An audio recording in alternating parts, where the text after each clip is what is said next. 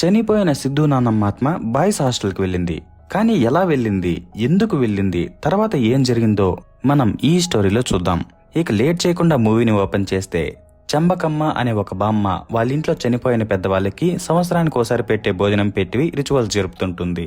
ఆమెకి ఇలాంటి రిచువల్స్ పైన చాలా నమ్మకం, శ్రద్ధ, ఇంకా కొంచెం చాదస్తం కూడా ఉంటుంది. ఆ ఇంట్లో ఈ బామ్మ, తన భర్త, ఇంకా తన ఇద్దరు కోడళ్ళు కలిసి చనిపోయిన వాళ్ళకి భోజనం పెడతారు. ఆ తర్వాత వాళ్ళు వచ్చి తింటారని లైట్లన్నీ ఆపేసి బయటకు వచ్చి వెయిట్ చేస్తుంటారు. ఆ టైంలో ఈ బామ్మ ఇద్దరు కొడుకులు రాఘవన్, రమేష్ అని వస్తారు. వాళ్ళిద్దరికి ఇలాంటి రిచువల్స్ పైన ఎలాంటి నమ్మకాలు ఉండవు. వాళ్ళిద్దరూ ఒక కామ్రేడ్ పార్టీలో ఉంటారు. ఇంకా వాళ్ళు నాస్తికులు. వాళ్ళిద్దరూ లోపలికి వచ్చాక బతుకున్న వాళ్ళకి భోజనం పెట్టేది లేదు గాని ఈ చనిపోయిన వాళ్ళకి అవసరమా అని వాళ్ళంటే ఆ బామ్మ సంవత్సరానికి ఓసారి కూడా ఫుడ్ పెట్టేదానికి గతి లేకపోయిందా, వాళ్ళ వల్లే మీరింకా బతుకున్నారనే లెక్కలో మాట్లాడుతుంది. అలా వీళ్ళు ఒకరి మాట ఒకరు వినరు. తర్వాత వీళ్ళు లోపలికి వెళ్లి లైట్ లాంచ్ చేసినప్పుడు ఒక భోజనం మాత్రం ఎవరో తిన్నట్టు ఉంటుంది. ఆ కోడళ్ళిద్దరూ చనిపోయిన వాళ్లే వచ్చి తిన్నారనుకుంటారు. కానీ పక్కన ఆ భోజనాన్ని పిల్లి తినుంటుంది. దాంతో రాఘవన్ మేము ఆమె తిన్నాళ్లే అనే లెక్కలో వెటకారంగా మాట్లాడి వెళ్ళిపోతాడు. ఇక ఈ మూవీ పేరు ప్రకంబనం. Hello heroes, welcome back to the channel stories by గని.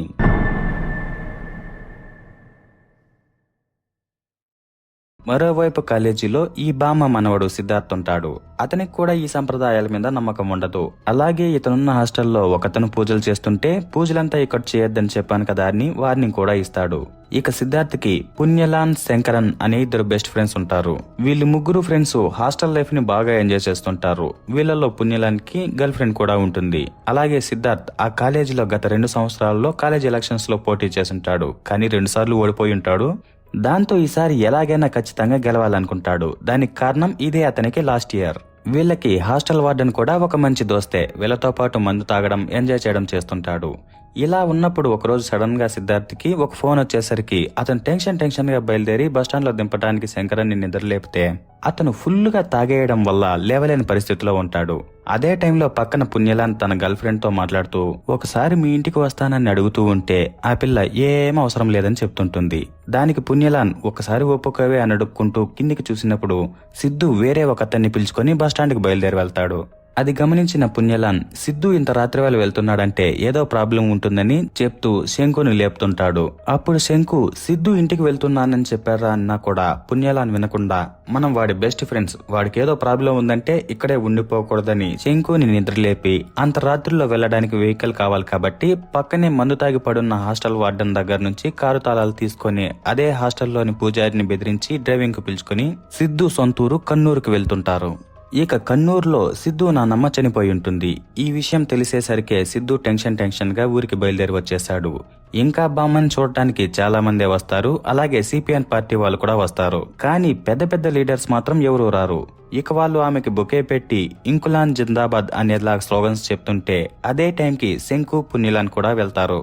ఆ స్లోగన్స్ విని పుణ్యలాన్ అదేదో పార్టింగ్ మీటింగ్ అనుకుని వాళ్ళతో పాటు కలిపి ఇంకా ఎక్కువ స్లోగన్స్ చెప్పేసరికి వాళ్ళందరూ షాక్ అయిపోయి ఎవడీడని చూస్తుంటారు. ఆ టైంలో పట్టర్ అనే ఒక అతను వీళ్ళ దగ్గరకు వచ్చి ఎవరు ఏమైనా డీటెయిల్స్ కనుక్కొని నోరు మూసుకొని ఉండండి అని బెదిరించి వెళ్ళిపోతాడు. తర్వాత దాన సంస్కారాలన్నీ అయిపోయాక మరుసటి రోజు సిద్ధు తన ఫ్రెండ్స్ తో మీరు వెళ్ళండి, నేను ఒక 3-4 రోజులు ఉండేసి వస్తానంటాడు. ఆ టైంలో వాళ్ళ నాన్న ఇక్కడ నువ్వు చేయడానికి ఏం లేదు, నీ స్టడీస్ పాడు చేసుకోవద్దు, నువ్వు కూడా బయలుదేరి వెళ్ళమని చెప్పేసి వెళ్ళిపోతాడు. కానీ సిద్ధు మీరు వెళ్ళండి నేను తర్వాత వస్తానని వీళ్ళని పంపించేస్తాడు.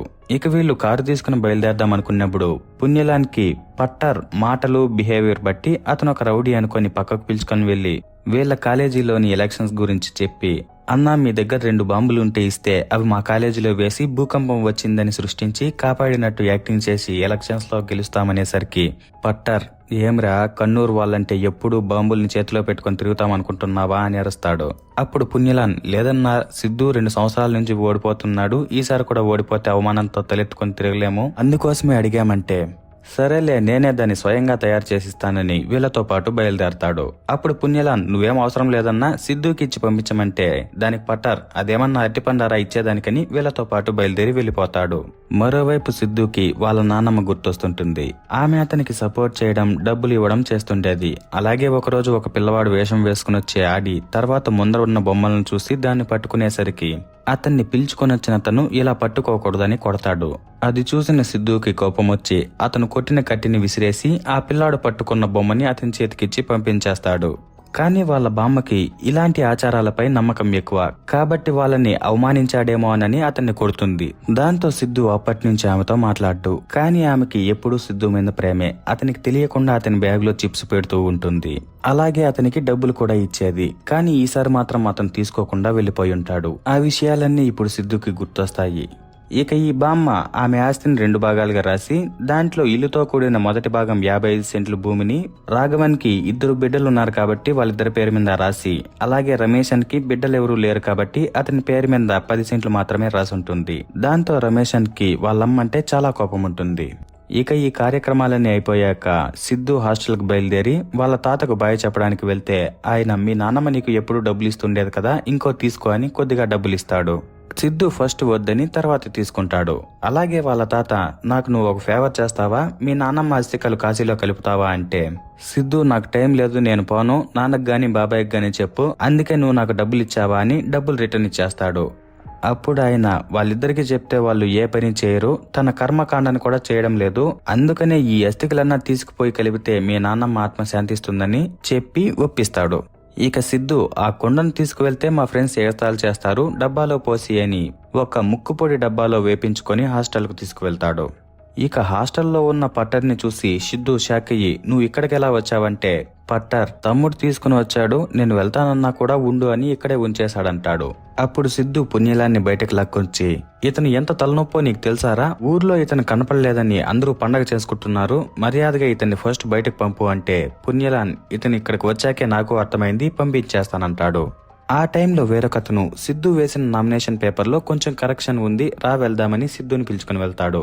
ఇక పుణ్యలాన్ ఒక ఐడియా ఆలోచించి పట్టర్ దగ్గరకు వెళ్లి, అన్న మా వార్డెన్ వస్తున్నాడు, నువ్వు ఇక్కడ ఉన్నావని తెలిసిందంటే మమ్మల్ని చంపేస్తాడని అవి ఇవి చెప్పి ఎలాగోలా అతన్ని బయటకు తరిమేస్తారు. తర్వాత వీళ్ళు టీ పెట్టుకుని దాంట్లో నంజుకోవడానికి స్నాక్స్ ఏమన్నా ఉన్నాయేమో అని వెతికితే ఒక్కటి కూడా ఉండవు, మొత్తం పట్టర్ ఎప్పుడో తినేసుంటాడు. దాంతో పుణ్యలాన్ సిద్ధు బ్యాగులో ఏమన్నా దొరుకుతాయేమో అని బ్యాగ్ వెతికినప్పుడు బ్యాగులో ముక్కుపొడి డబ్బా కనిపిస్తుంది. ఇక ఆ పొడిని ఒక రకంగా డ్రగ్స్ లాగా వాడుతుంటారు. సింకు దాన్ని చూసి షాక్ అయ్యి, సిద్ధు ఇది ఎందుకు వాడుతున్నాడంటే, అప్పుడు పుణ్యలాన్ వాడి టెన్షన్లకు తెచ్చుకుని ఉంటాడు, అయినా దాన్ని ఎలా వాడాలో నేను చూపిస్తానని ఆ డబ్బాలోని అస్థికలను సెల్లుపై వేసి పేపర్తో ముక్కులోకి పీల్చుకునేసరికి అతనికి తుమ్మొచ్చి మైకంలోకి వెళ్ళిపోతాడు. ఆ టైంలో హాస్టల్లోని కిటికీలన్నీ డబడబా కొట్టుకుంటూ ఉంటాయి. కొద్దిసేపటికే పుణ్యలాన్ ఒంట్లోకి చనిపోయిన సిద్ధు నాన్నమ్మ ఆత్మ వచ్చేస్తుంది. అప్పుడు పుణ్యలాన్ రామా రామా అనుకుంటూ ఉంటాడు. ఆ టైంలో అతని ముక్కులో నుంచి రక్తం కూడా వస్తుంటుంది. దాంతో శంకు భయపడిపోయి పుణ్యలాన్ని తట్టి లేపి ఇదేదో పనికిరాని పొడిని ఆ డబ్బాని తీసి బయటకు విసిరేస్తాడు. తర్వాత వీళ్ళు సిద్ధు దగ్గరికి వెళ్తారు. అక్కడ సిద్ధు ఎలక్షన్ స్పీచ్ కోసం ప్రిపేర్ అవుతుంటాడు. పక్కనే పట్టర్ కూడా షాప్ లో సెటిల్ అయిపోయి అక్కడున్న వస్తువులన్నీ తింటుంటాడు. అదే టైంలో పుణ్యలానికి దయ్యం వస్తుంది. ఆ దయ్యం స్టార్టింగ్ ప్రాబ్లం మాతో వచ్చి వెళ్తుంటుంది.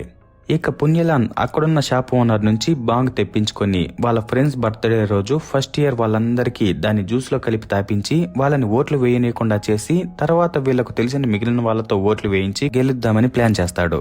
ఇక ఆ ప్లాన్ ప్రకారం ఆ రోజు రాత్రి తను తెచ్చిన దాన్ని తన జూనియర్ కి ఇచ్చి ఎలాగైనా ఫస్ట్ ఇయర్ వాళ్ళందరూ దీన్ని తాగేలా చెయ్యని చెప్పేసి వెళ్ళిపోతాడు. మరుసటి రోజు వీళ్ళందరూ ఎలక్షన్ స్పీచ్ కి వెళ్లాల్సి వస్తుంది. ఆపోజిట్ పార్టీ క్యాండిడేట్ అమ్మాయి సొంతంగా స్పీచ్ అంతా చెప్పాక సిద్ధు స్పీచ్ ఇవ్వడానికి వెళ్తాడు. ఇక తన ఫ్రెండ్స్ రాసిచ్చిన పేపర్ ని చదివితే ఓట్లు సరిగ్గా పడవేమోనని ఆ పేపర్ ను పక్కన పారేసి తనే సొంతంగా స్పీచ్ ఇద్దామనుకుంటాడు. కానీ అతనికి చాలా టెన్షన్ వస్తుంటుంది. దాంతో కూల్ అవడానికి కొద్దిగా టైం తీసుకుంటూ ఉంటే పక్కన స్టూడెంట్స్ ఆపోజిట్ పార్టీ వాళ్ళు అందరూ గట్టిగా అరుస్తుంటారు. అప్పుడు పుణ్యలాన్ ఒంట్లోకి సిద్ధు నాన్నమ్మ దయ్యం వచ్చి సిద్ధు నుంచి మైక్ తీసుకుని స్టేజ్ మీద నిలబడుతుంది. దాంతో వాళ్ళందరూ పుణ్యలానికి స్టేజ్ మీద మాట్లాడడం చేత కాదు కాబట్టి వీళ్ళ పని అయిపోయిందనుకుంటారు. కానీ సిద్ధు నాన్నమ్మ ఒక కమ్యూనిస్ట్ పార్టీలో ఉండింది. ఇక ఇలాంటి స్పీచ్లంతా ఆమెకి జుజుబీ లెక్క. దాంతో ఆమె ఒక అద్భుతమైన స్పీచ్ ఇచ్చి వాళ్ళందరి హృదయాలు గెలుచుకుంటుంది. అది ఎంతలా అంటే ఆపోజిట్ పార్టీ వాళ్ళు కూడా క్లాప్స్ కొట్టేంతలా. తర్వాత వీళ్ళు పుణ్యలాన్ మాట్లాడిన వీడియో అతనికి చూపిస్తే అతను క్రెడిట్ ఎందుకు వదులుకోవాలనేలా, ఇంకా ఎక్కడైనా మాట్లాడాలంటే చెప్పండి నేనే మాట్లాడతానని చెప్తుంటాడు. ఆ టైంలో సిద్ధుకి వాళ్ళ తాత ఫోన్ చేసి కాశీకి వెళ్ళావా అని అడిగితే సిద్ధు లేదు, నేను వచ్చి 2 రోజులే కదా అయ్యింది, వెళ్తానులే అంటాడు. ఇక సిద్ధుకి వాళ్ళ నానమ్మ గుర్తొస్తుంటుంది. ఆమె అతన్ని తన ఒడిలో పడుకోబెట్టుకుని కథ చెప్పి వింటున్నావా కన్నా అని ఒక దయ్యంలాగా పిలిచేసరికి సిద్ధు వెంటనే భయపడి నిద్రలేచేస్తాడు. తర్వాత కొంచెం తేరుకొని నీళ్లు తాగుతున్నప్పుడు అంతా నిన్నే జరిగిందనిపిస్తోంది కన్నా అనే మాటలు వినిపించేసరికి సిద్ధు టెన్షన్ తో అద్దంలో చూస్తాడు. అక్కడ వాళ్ళ నానమ్మ కనిపించేసరికి అతనికి గుండెకాయలు జారిపోతాయి. అదే భయంతో వెనక్కి తిరిగి చూస్తే పుణ్యలాన్ కూర్చుని నన్ను మర్చిపోయావు కదా కన్నా అంటాడు. ఆ దెబ్బతో సిద్ధు గట్టిగా అరిచి కళ్ళు తిరిగి కిందన పడిపోతాడు. ఆ అరుపు విని హాస్టల్ మొత్తం ఇక్కడికి వచ్చేస్తారు. ఇక అక్కడికి వచ్చిన వార్డన్ వీళ్ళు కల్తీ మందు తాగడం వల్ల ఇలా ఏంటుందిలే అనుకుని వాళ్ళందరినీ మళ్ళీ రిటర్న్ పంపించేస్తాడు. తర్వాత సిద్ధుకి వాళ్ళ నాన్నమ్మ అస్థికలు ఎలా ఉన్నాయో చూద్దామనిపించి బ్యాగ్ అంతా వెతికితే అస్థికలు అక్కడ ఉండవు. మీకేమన్నా తెలుసా అని వాళ్ళ ఫ్రెండ్స్ ని అడిగితే వాళ్ళు జరిగిన విషయం మొత్తం చెప్తారు. దాంతో సిద్ధుకి చాలా కోపం వచ్చి వాళ్ళ నడుస్తున్న టైంలో మళ్లీ పుణ్యలానికి తుమ్మొచ్చి అతని ఒంట్లోకి దయ్యం వస్తుంది. ఆ విషయాన్ని సిద్ధు శంకు ఇద్దరు అద్దంలో చూడగానే ఈసారి వీళ్ళిద్దరికీ గుండెకాయలు జారిపోతాయి. కొద్దిసేపటికి మళ్లీ దయ్యం వెళ్లిపోతుంది. కానీ వీళ్ళకి మాత్రం భయం పోదు. దాంతో రాత్రంతా వీళ్ళిద్దరూ పక్క పక్కనే పడుకుంటారు. తెల్లారి లేచి చూస్తే వాళ్ళ రూమ్ మొత్తం చాలా నీట్ గా ఎవరో క్లీన్ చేసుంటారు. ఇక పుణ్యలాన్ ఎక్కడా అని వాళ్ళు చూస్తే పుణ్యలాన్ ఒక ముసలావిడ మాతో స్నానం చేసి రూమ్ కు వెళ్తాడు. ఆ టైంలో కూడా మళ్లీ అద్దంలో పుణ్యలానికి బదులు సిద్ధు నానమ్మ కనిపించేసరికి వాళ్ళు చాలా భయపడిపోతారు. ఇక ఈ దయ్యాన్ని ఎలాగైనా వదిలించాలని వాళ్ళు చాలా ట్రై చేస్తుంటారు. అలా వాళ్ళు డైలీ క్లాసులకు వెళ్తూ దయ్యాన్ని వదిలించే ప్లేసులు ఏమన్నా దొరుకుతాయేమోనని తిరుగుతూ ఉంటారు. ఇక పుణ్యలాన్ ఒంట్లో దయ్యం దాని ఇష్టాచారం తిరుగుతూ ఎక్కువ కిల్లి వేసుకుని ఎక్కడ పడితే అక్కడ ఊముతూ ఉంటుంది. ఇక అది హాస్టల్లోని పూజారి చేస్తున్నాడేమో అని అందరూ అనుకుంటారు. కానీ దీన్ని చేస్తోంది పుణ్యలాన్ ఒంట్లో దయ్యమని సిద్ధుకి శంకుకి తప్ప ఇంకెవ్వరికి తెలియదు. దానికి తగ్గట్టుగానే వీళ్ళు కూడా పుణ్యలాన్ని చాలా కవర్ చేస్తుంటారు. కానీ పుణ్యలాన్ చేష్టల్ని దివ్య బెస్టీ అర్జున్ చూసేస్తాడు. అతను కూడా పుణ్యలాన్ గర్ల్ ఫ్రెండ్ దివ్యానే లవ్ చేస్తుంటాడు. దాంతో ఎలాగైనా వీళ్ళిద్దరిని విడగొట్టాలని అనుకుంటాడు. ఫైనల్ గా వీళ్ళ ఎలక్షన్ రిజల్ట్ రోజు వస్తుంది. 180 ఓట్ల మెజారిటీతో ఈసారి సిద్ధు వాళ్ళు గెలిచేస్తారు. దాంతో సిద్ధు పుణ్యలాన్ మిగిలిన వాళ్ళందరూ ఎంజాయ్ చేస్తుంటే అర్జున్ ఓడిపోయినందుకు బాధపడుతూ ఎలాగైనా దివ్యాని పుణ్యలాన్ని విడగొట్టేయాలని దివ్య దగ్గరకు వెళ్లి పుణ్యలాన్ ఒక మగాడే కాదు తేడా అని డౌట్లు క్రియేట్ చేస్తాడు. దాంతో దివ్య అది కన్ఫర్మ్ చేసుకోవడానికి పుణ్యలాన్ పక్కకు పిలిచి ఈ రోజు రాత్రి మా ఇంట్లో మా అమ్మా నాన్నలు ఇద్దరు ఫంక్షన్ కి వెళ్లారు, ఎవరు ఉండరు, నువ్వు రాత్రికి ఇంటికి రా అని చెప్తుంది. ఆ మాటతో పుణ్యలాన్ సిగ్గుతో మెలికలు తిరిగిపోతుంటాడు. కానీ దివ్యకున్న డౌట్ లో అది కూడా తేడాగానే అనిపిస్తుంది. ఇక ఆ రోజు రాత్రి పుణ్యలాన్ దివ్య కోసం నీట్ గా రెడీ అవుతుంటాడు. ఆ టైంలో వాళ్ళిద్దరు ఫ్రెండ్స్ అతనికున్న దయ్యం గురించి చెప్దామనుకుంటున్నా కూడా పుణ్యలాన్ వినే పరిస్థితిలో లేడు. తర్వాత అతను బయటకు వచ్చినప్పుడు అక్కడ దివ్య బెస్టీ అర్జున్ ఉంటే, ఏంట్రా ఇక్కడ నక్కి వింటున్నావు, నువ్వు ఈ రోజు రాత్రి గనక దివ్యకు ఫోన్ చేసావనుకో నీకు చుక్కలు చూపిస్తాననేలా వార్నింగ్ ఇచ్చి దివ్య ఇంటికి వెళ్తాడు. ఇక పుణ్యలాన్ లోని దయ్యం ఏం చేస్తుందోనని అతని వెనకాలే సిద్ధు శంకు కూడా వెళ్తారు. మరోవైపు అర్జున్ రాత్రికి పుణ్యలాన్ని దివ్యాన్ని కలవనివ్వకుండా ఎలాగైనా ఆపేయాలని దివ్య నాన్నకు ఫోన్ చేసి గొంతు మార్చి దివ్య రాత్రికి ఒక అబ్బాయితో ఉంటుందని వాళ్ళకి చెప్పి వాళ్ళని ఇంటికి వెళ్లేలా చేస్తాడు. మరోవైపు దివ్య పుణ్యలాన్ ఇద్దరు ఒకటవుదామనే టైంకి అతనికి ఒక తుమ్మొచ్చేసరికి అతని ఒంట్లోకి దయ్యం వచ్చేస్తుంది. ఇక ఆ దయ్యం ఏమిటే మీ అమ్మా నాన్నలు ఇట్లైనా పెంచిందని ఆ పిల్లని 2 పీకి బయటకు వచ్చేస్తుంది. ఆ టైంలోనే దివ్య నాన్న కూడా వచ్చేసరికి ఇట్లే నా కూతుర్ని పెంచేదని అరుస్తున్నప్పుడు దివ్య పుణ్యలాన్ తలపై కొట్టి అతన్ని స్రో తప్పేలా చేస్తుంది. అదే టైంలో సిద్ధు శంకు ఇద్దరు ఇక్కడేదో గొడవ జరుగుతుంటే వచ్చాము, ఇతన్ని మేము చూసుకుంటాంలే అని వాళ్ళని మేనేజ్ చేసి పుణ్యలాన్ని తీసుకుని వెళ్లిపోతారు. తర్వాత పుణ్యలాన్తో అతని ఒంట్లో ఉన్న దయ్యం గురించి చెప్తారు. ఇక దయ్యం తుమ్మితే వస్తుంది కాబట్టి పుణ్యలాన్ తుమ్ములతో దయ్యాన్ని రప్పించి ఎందుకు ఇలా చేస్తుందో తెలుసుకుందామనుకుంటాడు. కానీ తుమ్ములు నేచురల్ గానే రావాలి, లేకుంటే ఆ దయ్యం రప్పిస్తేనే రావాలి. ఇలా సపరేట్ గా తెప్పిస్తే ఆ దయ్యం బయటకు రాదు. దాంతో పుణ్యలానికి ఒక ఐడియా వచ్చి ఆ హాస్టల్లో ఉన్న పంతుల్ని అడిగితే ఏదైనా సొల్యూషన్ దొరుకుతుందేమో అని అతని దగ్గరికి వెళ్లి మేము ఒక షార్ట్ ఫిలిం తీస్తున్నామని అతనికి తన సిచ్యువేషన్ ని షార్ట్ ఫిలిం లో స్టోరీ లాగా చెప్పి ఏం చేయాలని అడిగితే ఆ పూజారి కర్మకాండ జరిపితే దయ్యం వెళ్ళిపోతుంది, కాకపోతే నేను ఆ పూజలంతా చేయను, బయట దానికోసం పూజారులు ఉంటారనేసరికి వీళ్ళు ముగ్గురు బయలుదేరి ఒక గుడి దగ్గరకు వెళ్తారు. ఇక పుణ్యలాన్ నేను ఇక్కడే ఉంటాను, మీరిద్దరూ వెళ్లి అడిగేసి రండి అనేసరికి వాళ్ళిద్దరూ వెళ్లి పూజారితో మాట్లాడుతుంటారు. ఆ టైంలో పుణ్యలాన్ ఒంట్లోకి మళ్లీ దయ్యం వచ్చి గుడి ముందున్న బీచ్ లో ఇద్దరు లవర్స్ మాట్లాడుకుంటూ ముద్దు పెట్టుకుంటుంటే వాళ్ళ దగ్గరకు వెళ్లి ఇవేనా గుడి ముందర మీరు చేసే పనులన్నీ వాళ్ళని పట్టుకుని కొట్టేస్తుంది. ఇక అదే టైంలో పుణ్యలాన్ని వెతుక్కుంటూ సిద్ధు శంకు ఇద్దరూ వచ్చి అతన్ని పట్టుకుని ఆపుతుంటే అక్కడున్న అమ్మాయి లైవ్ స్ట్రీమ్ ఆన్ చేసి నేను నా బాయ్ ఫ్రెండ్ పార్క్ లో ఉంటే వీడెవడో వచ్చి కొడుతున్నాడు, అతనికి తోడుగా మళ్లీ ఇద్దరు వచ్చారని వీళ్ళు ముగ్గురిని చెడుగా యూట్యూబ్ లైవ్ స్ట్రీమ్ లో చూపిస్తుంటుంది. అదే టైంలో చాలా మంది అమ్మాయిలు అబ్బాయిలు కూడా రికార్డింగ్ ఆన్ చేయడం వల్ల ఈ విషయం చాలా పెద్దదైపోతుంది. ఇక ఈ న్యూస్ ని చూసిన అర్జున్ దొరికింది ఛాన్స్ అని పుణ్యలాన్ని దివ్యాన్ని విడగొట్టడానికి స్టూడెంట్స్ తో అతనికి అమ్మాయిలంటే రెస్పెక్ట్ లేదు అది ఇది అని చెప్పి రెచ్చగొట్టి పుణ్యలాన్ రూమ్ లో ఉన్న వస్తువులన్నిటినీ చెత్త చేసేస్తాడు. ఇక ఈ అమ్మాయి విషయం వల్ల పోలీస్ కేసు అయ్యి అందులో సిద్ధు ఉండేసరికి వాళ్ళ నాన్న పార్టీ వాళ్ళు ఈ కేసు మీద ప్రాపర్ ఇన్ఫర్మేషన్ కావాలని పోలీసులకు ఎక్కువ ప్రెజర్ పెట్టుంటారు. దాంతో పోలీసులు హాస్టల్ కు వెళ్లి వాళ్ళు ఎప్పుడు కనపడితే అప్పుడు మాకు ఇన్ఫర్మేషన్ ఇవ్వండి అని చెప్తారు. మరోవైపు సిద్ధు శంకు ఇద్దరు పుణ్యలాన్ని ఒక ఇంటికి పిలుచుకొని వెళ్లి ఇప్పుడు నీకు సంతోషంగా ఉందా అంటే పుణ్యలాన్ అదంతా నా వల్లారా జరిగింది మీ యవ్వ వల్లే జరిగిందని రిటర్న్ అరిచేసరికి ఓ అది కూడా నిజమే కదా అని కామైపోతారు. తర్వాత కొద్దిసేపటికి హాస్టల్ వార్డెన్ ఇంకా రమేషన్ వస్తారు. రమేషన్ టీవీలో చూసిన దాని గురించి వీళ్ళనరిచి ఇంతటికి లోపలన్నది నిజంగా వాళ్ళ అమ్మేనా కాదో కన్ఫర్మ్ చేసుకోవడానికి లోపలికి వెళ్లి అమ్మా నువ్వు పెద్ద కొడుక్కే ఆస్తి మొత్తం ఇస్తే అట్లా మీ రెండో కొడుక్కి బిడ్డలు పుట్టకపోతే అది మా తప్పేనా, నువ్వు మాకు ఎందుకు పనికిరాని 10 సెంట్ల భూమిని ఇచ్చి మోసం చేశావనేసరికి ఆమె నేను చనిపోయిన రోజు నా సెల్ఫ్ లో ఉన్న కుటుంబశ్రీ డబ్బులు ఎవర్రా తీశారంటుంది. దాంతో అక్కడున్నది వాళ్ళ అమ్మే అని రమేషన్కి కన్ఫర్మ్ అయ్యి వెంటనే బయటకు వచ్చి వాళ్ళతో ఆ విషయం చెప్తాడు. తర్వాత కొద్దిసేపటికే ఆ దయ్యం కూడా బయటకు వస్తుంది. అప్పుడు సిద్ధు నీ కోరిక ఏంటో చెప్పు అమ్మా నేను నెరవేరుస్తానంటాడు. దానికి ఆమె నేను ఎవరిని బాధ పెట్టను, నాకు ఒక కోరిక ఉంది కాకపోతే అది నేనే తీర్చుకుంటానంటుంది. అది విన్నాక వీళ్ళు బయటకు వచ్చేస్తారు. ఇక ఆ టైంలో వార్డన్ రమేషన్ తో వీళ్ళని పోలీసులు పట్టుకునే ముందే వాళ్ళకి బెయిల్ తీసుకురమ్మని చెప్తాడు. అలాగే మిగిలిన ఇద్దరితో ఆమెకి కర్మకాండ పూర్తయ్యేదాకా మీరు ఇతన్ని జాగ్రత్తగా చూసుకోగలరు కదా అంటే సిద్ధు ఇంకా శంకు పర్లేదు మేము చూసుకుంటామంటారు. ఆ తర్వాత వీళ్ళు కోర్టుకు పోయి బెయిల్ తీసుకున్నాక శంకు ఇలా దయ్యాల్ని వదిలించే అతను కొచ్చిలోని ఒక చోట ఉన్నట్టు తెలుసుకుని వీళ్ళకి చెప్తాడు. అదే టైంలో అక్కడికి దివ్య వచ్చి పుణ్యాలంతో నీకు అసలు ఏం జరిగిందో కరెక్ట్ గా చెప్పు అప్పుడే నేను అర్థం చేసుకుంటాను లేకుంటే పూర్తిగా బ్రేకప్ చెప్పేస్తాననేసరికి సరేనని ఆ పిల్లని కూడా వీళ్ళు వాళ్ళతో పాటే పిలుచుకుని వెళ్తారు. తర్వాత వీళ్ళు ఒక బ్రిటిష్ బంగ్లాకి వెళ్తారు. అక్కడ ఒక అమ్మాయి ఉంటుంది.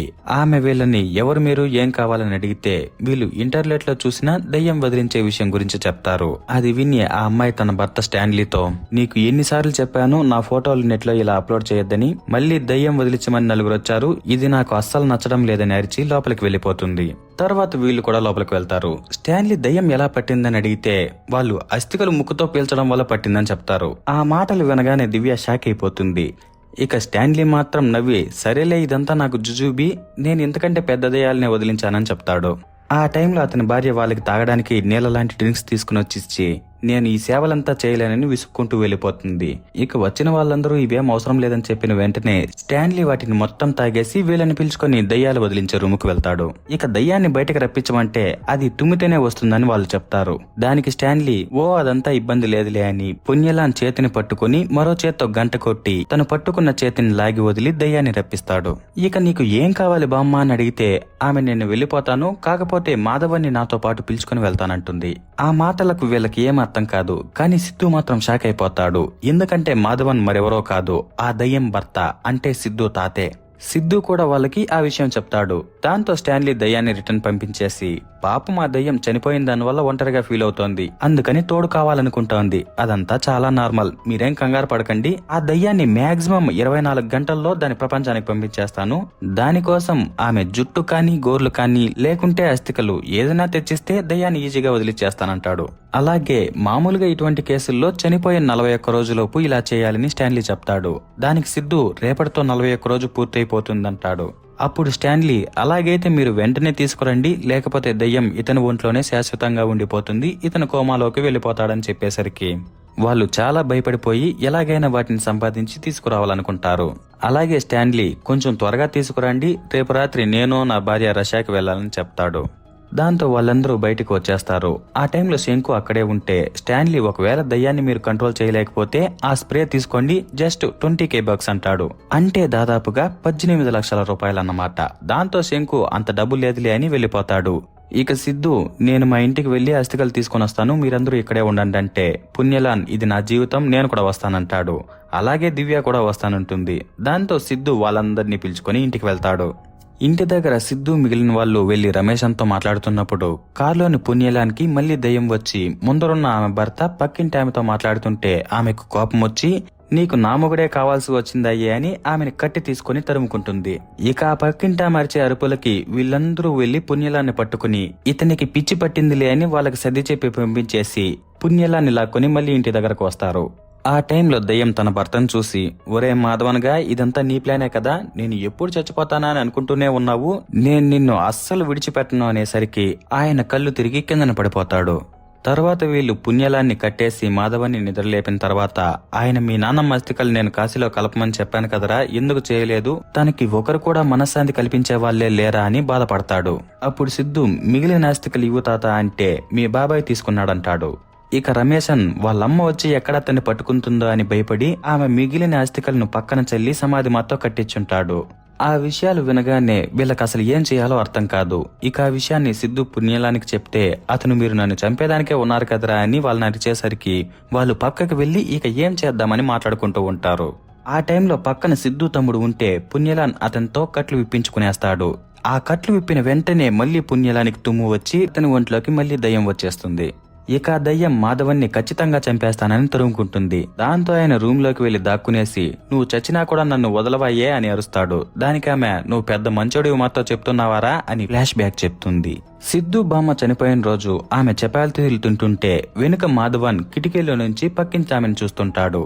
టైంలో ఈ బామ్మకు గొంతు పట్టుకునేసరికి ఆమె నీళ్ల కోసం తనకలాడుతుంటుంది. అప్పుడు మాధవన్ పొలవారినప్పుడు ఈ నెత్తి మీద ఎలా కొడతారో ఆ విధంగా కొడతాడు. కాకపోతే కొంచెం గట్టిగా కొట్టేసరికి ఆమె చనిపోయి ఉంటుంది.